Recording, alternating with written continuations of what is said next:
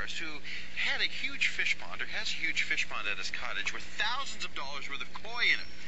He left for 2 weeks and came back, and all the koi were gone. So much so, he had to hire a pet detective because he thought someone had come in and stole the koi. No kidding. But it wasn't a koi. It was a blue heron.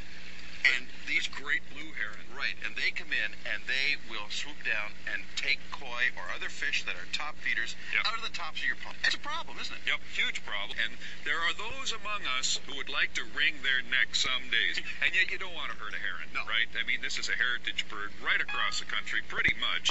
And so the question is, how do you prevent herons from getting into your pond and wreaking havoc? Well, and let me take it from here, Mark, because this used to be the old way.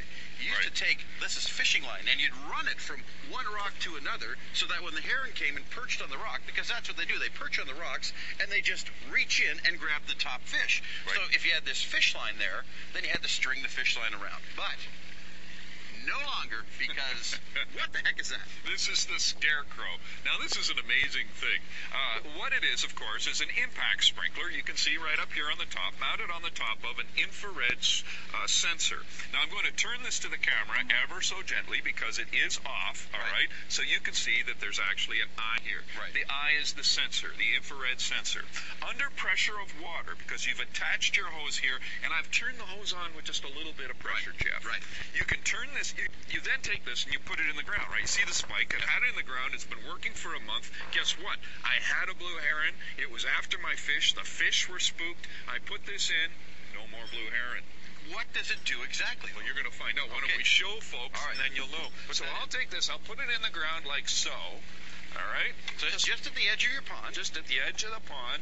And it has a trajectory of 35 feet. In other words, it'll sense activity 35 feet. Even a sparrow landing on that copper feeder up there is going to be detected by this. So it has a sensor button on the back that you turn, Jeff. All right, you can go from 1 to 7.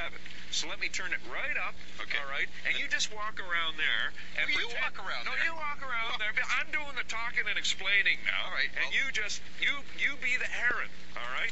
And look, isn't that perfect? 4-second burst out of the impact sprinkler. No more heron. And it's as harmful as water can be.